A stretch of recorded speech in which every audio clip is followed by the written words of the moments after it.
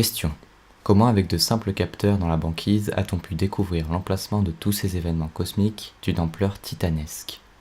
La réponse: IceCube Experiment.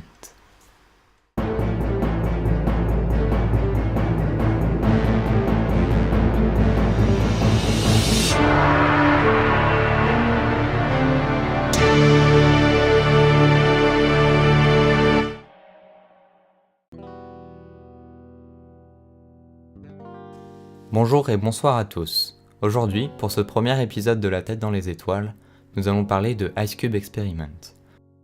C'est une expérience qui se déroule en Antarctique et qui est dirigée par Francis Alzen de l'Université de Wisconsin, aidé de Jordan A. Goodman, professeur à l'Université du Maryland, lesquels ont utilisé les détecteurs développés par Bob Morse.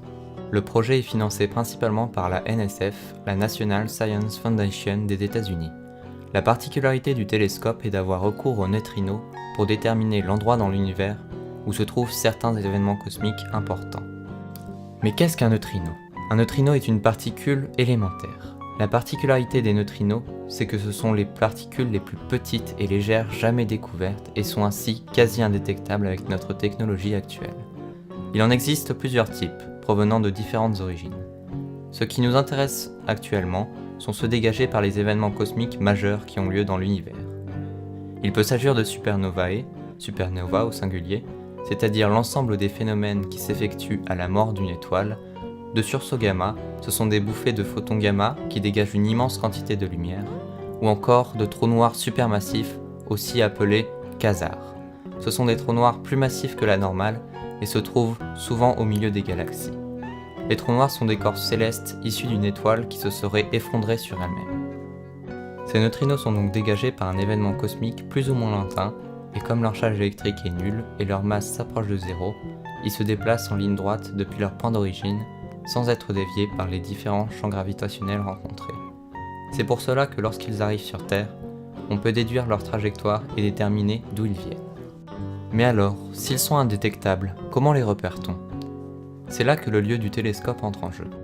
Effectivement, grâce à la lumière Cherenkov, on peut observer les collisions entre les neutrinos recherchés et les atomes de glace de la banquise.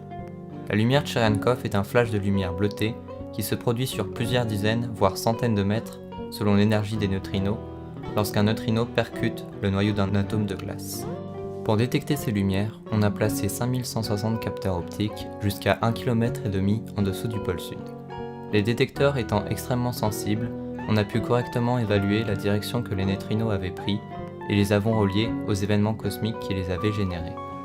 Ce n'est que 2 ans après le début de l'expérience que l'on a détecté le premier neutrino avec IceCube, car il n'existe qu'une infime chance qu'un neutrino percute la matière.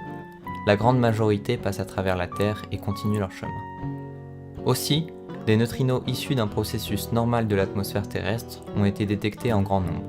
On appelle ce processus le bruit de fond atmosphérique. On a également détecté des neutrinos un peu moins chargés énergétiquement, révélant des événements moins importants ou moins lointains. Ce sont les muons. Ceux dont l'expérience tendait à observer et étudier le mieux sont les thyons.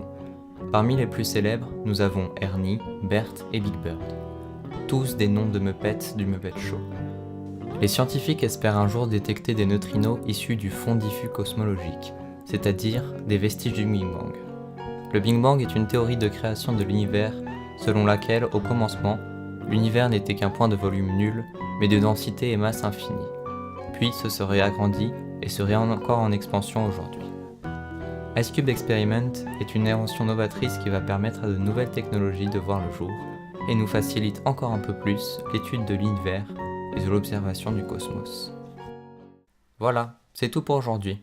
J'espère vous avoir appris des choses et avoir éveillé encore un peu plus votre curiosité. Pour ceux qui le souhaitent, je mets à disposition le lien de mon article un peu plus détaillé sur le sujet IceCube Experiment.